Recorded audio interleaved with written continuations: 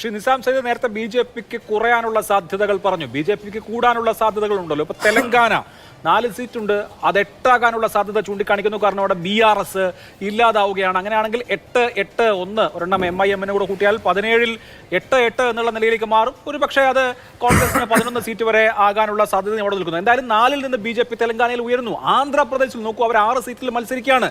ജയസാധ്യതയുണ്ട് കുറഞ്ഞത് 4 സീറ്റുകളിലെങ്കിലും. അപ്പോൾ ഈ പറഞ്ഞ തെലങ്കാനയിൽ നിന്നും ആന്ധ്രയിൽ നിന്നും മാത്രം 12 സീറ്റ് അധികം കിട്ടാനുള്ള സെനാരിയോ അവിടെ ചൂണ്ടിക്കാണിക്കുന്നു.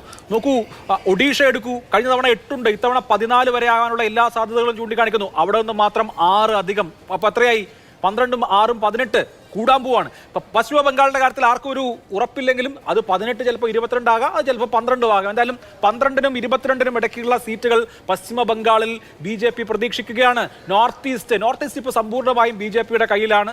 സ്വാഭാവികമായും നോർത്ത് ഈസ്റ്റിൽ ബി.ജെ.പിക്ക് സീറ്റ് കുറയുന്നില്ല, കിട്ടിയാൽ കൂടാനേ വഴിയുള്ളൂ. അപ്പോൾ ആ നോർത്ത് ഈസ്റ്റിന്റെ കാര്യം അവിടെ നിൽക്കുന്നു. പഞ്ചാബിൽ ഇപ്പോൾ തന്നെ അവർക്ക് ഗുരുദാസ്പൂരും ഹോഷിയാർപൂരും ഉണ്ട്, ചില പ്രധാനപ്പെട്ട നഗരങ്ങൾ കൂടി. ഒരുപക്ഷെ ഒരു സീറ്റ് കൂടി ബി.ജെ.പിക്ക് അധികം കിട്ടാനുള്ള സാധ്യത പഞ്ചാബിൽ പോലും നിലനിൽക്കുന്നു. സൗത്ത് ഇന്ത്യയിൽ നോക്കുമ്പോൾ തമിഴ്നാട്ടിൽ കോയമ്പത്തൂർ പോലെയുള്ള സീറ്റ്, കോയമ്പത്തൂരും കന്യാകുമാരിയും പോലെയുള്ള സീറ്റുകൾ, കേരളത്തിൽ തൃശ്ശൂർ പോലെയുള്ള സീറ്റുകൾ, സൗത്ത് ഇന്ത്യയിൽ നിന്ന് അവർക്ക് 2-3 സീറ്റ് ഈ പറഞ്ഞ സംസ്ഥാനങ്ങളിൽ പോലും കൂടാമെന്നുള്ള സെനാരിയോയിൽ ഒരു 30 സീറ്റ് ബി.ജെ.പിക്ക് അധികം വരികയല്ലേ ആ സമയത്ത്. ഇപ്പൊ ഈ കുറഞ്ഞാലും ആ കുറവിനെ ഇതുകൊണ്ട് നികത്തിക്കൂടെ? ദക്ഷിണേന്ത്യയിൽ നിന്ന് ബി.ജെ.പിക്ക് പുതുതായി നേടാവുന്ന ബി.ജെ.പി വിശ്വസിക്കുന്ന എല്ലാ സീറ്റുകളും കൂട്ടിയാലും കർണാടകയിൽ നിന്ന് അവർക്ക് നഷ്ടമാകുന്ന സീറ്റുകളുടെ ഒപ്പം എത്തില്ല എന്നുള്ളതാണ് യാഥാർത്ഥ്യം. ബി.ജെ.പിക്ക് കേരളത്തിൽ 2 സീറ്റ് വിജയിക്കുമെന്ന് 3 സീറ്റ് വിജയിക്കുമെന്നാണ് ഇന്ന് അമിത്ഷാ പറഞ്ഞത്. അപ്പം അതിൻ്റെ ഒരു യാഥാർത്ഥ്യത്തെക്കുറിച്ച് നമുക്ക് അഭിലാഷനും നമുക്കെല്ലാം ബോധ്യമുണ്ടല്ലോ. അപ്പോൾ ഈ ബി.ജെ.പിയുടെ കണക്ക് പിന്നെ കേരളത്തിൽ 3 സീറ്റ് ലഭിക്കും, തമിഴ്നാട്ടിൽ 5 സീറ്റ് ലഭിക്കും. 2 സീറ്റിലാണ് തമിഴ്നാട്ടിൽ അവരുടെ മത്സര ചിത്രത്തിലുള്ളത്. ആന്ധ്രാപ്രദേശിൽ 6 സീറ്റിൽ മത്സരിക്കുമ്പോൾ എത്ര സീറ്റ് ലഭിച്ചാലും 2 സീറ്റിന് അപ്പുറത്തേക്ക് പോകും എന്ന് നമുക്ക് വിശ്വസിക്കാൻ കഴിയില്ല. ഒറീസയിൽ കൂടി വന്നാൽ 6 സീറ്റ് അവർക്ക് കൂടുതലായി ലഭിക്കുക എന്ന് പറയുന്നതാണ്. 14-ലെത്തുക എന്ന് പറയുന്നത് സംഭവ്യമായി കരുതില്ല. 12-ലെത്തിയാൽ പോലും ഈ ഉണ്ടാകുന്ന നേട്ടങ്ങളൊക്കെ കർണാടക കൊണ്ട് മാത്രം ബി.ജെ.പിക്ക് ഇല്ലാതാകും എന്നുള്ളതാണ് യാഥാർത്ഥ്യം. അതുപോലെ തന്നെ മഹാരാഷ്ട്രയിലെ കാറ്റ് എങ്ങനെ വരും എന്നുള്ള കാര്യത്തിനെക്കുറിച്ച് നമുക്കിപ്പോൾ കാറ്റ് ഏത് ഭാഗത്തേക്കാണ് എന്നുള്ള കാര്യം നമുക്ക് വളരെ വ്യക്തമാണ്. ആ കാറ്റിൻ്റെ ഇൻറ്റൻസിറ്റി എങ്ങനെയാണ്, തീവ്രത എന്താണ് എന്നുള്ള കാര്യം നമുക്കിപ്പോൾ ഊഹിക്കാൻ കഴിയില്ല.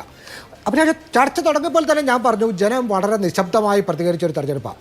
ഈ ജനം വളരെ നിശബ്ദമായി പ്രതികരിക്കുമ്പോൾ ഭരണത്തിലിരിക്കുന്ന ആളുകൾ ഭയക്കണം എന്നുള്ളതാണ് ഇന്ത്യൻ തെരഞ്ഞെടുപ്പുകളുടെ അനുഭവം നമ്മളെ പഠിപ്പിക്കുന്നത്.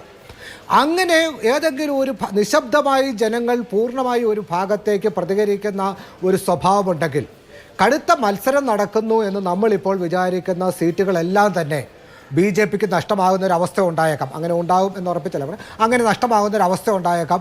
ബി.ജെ.പി ചിലപ്പോൾ 200-ലേക്കൊക്കെ എത്തിയേക്കാം.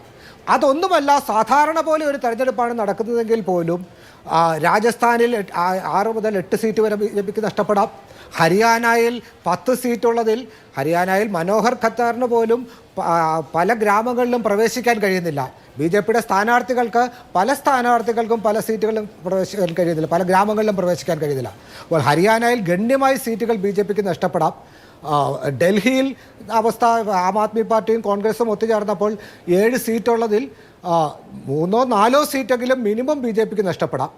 ബീഹാറിൽ ഇപ്പോൾ 39 സീറ്റുണ്ട്, അത് പിന്നെ 25-20 ആയി കുറയാം.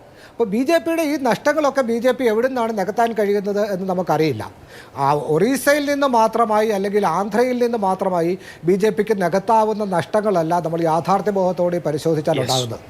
എങ്ങനെ പോയാലും 250-ന് മുകളിലേക്ക് 260-ന് മുകളിലേക്ക് ഒരു ബി.ജെ.പി ഉയരാനുള്ള വസ്തുനിഷ്ഠമായ ഒരു സാഹചര്യം നിലനിൽക്കുന്നില്ല. അല്ലെങ്കിൽ നമ്മളൊന്നും കാണാത്ത, ആരും ഈ രാഷ്ട്രീയ നിരീക്ഷകരൊന്നും കാണാത്ത എന്തെങ്കിലുമൊക്കെ ഫാക്ടറുകൾ വർക്ക് ചെയ്യണം. ബി.ജെ.പി ഉയർത്തുന്ന അജണ്ടകൾ ആണ് ജനങ്ങളെ ബാധിക്കുന്നത് നമ്മൾ സമ്മതിക്കണം. അതല്ലാത്ത അവസ്ഥയിൽ ബി.ജെ.പിക്ക് ഒരു 60-70 സീറ്റുകൾ നഷ്ടപ്പെടാനുള്ള അവസ്ഥ തന്നെയാണ് ഇന്ത്യയിൽ ഇപ്പോൾ ഉള്ളത്. അത് ഉരുത്തിരിഞ്ഞു വരുന്ന സാഹചര്യം എങ്ങനെയായിരിക്കും എന്നുള്ളതായിരിക്കും ഇന്ത്യൻ രാഷ്ട്രീയത്തെ നിർണ്ണയിക്കാൻ പോകുന്നത്.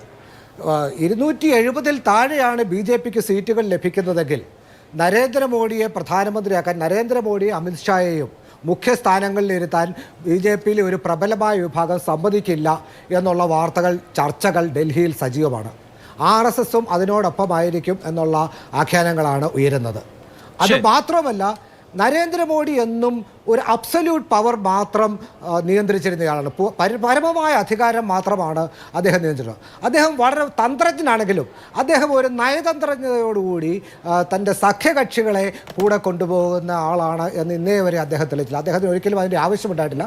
എന്നും അദ്ദേഹത്തിൻ്റെ പാർട്ടിക്ക് പൂർണ്ണമായ ബഹുമതി ഉണ്ടായിരുന്നു, പൂർണ്ണമായ പിന്തുണ ഉണ്ടായിരുന്നു. അതുകൊണ്ട് പൂർണ്ണ ബഹുമതിയുള്ള ഒരു ഗവൺമെൻറ്റിനെ മാത്രം നയിച്ച പാരമ്പര്യമാണ് നരേന്ദ്രമോദിക്കുള്ളത്.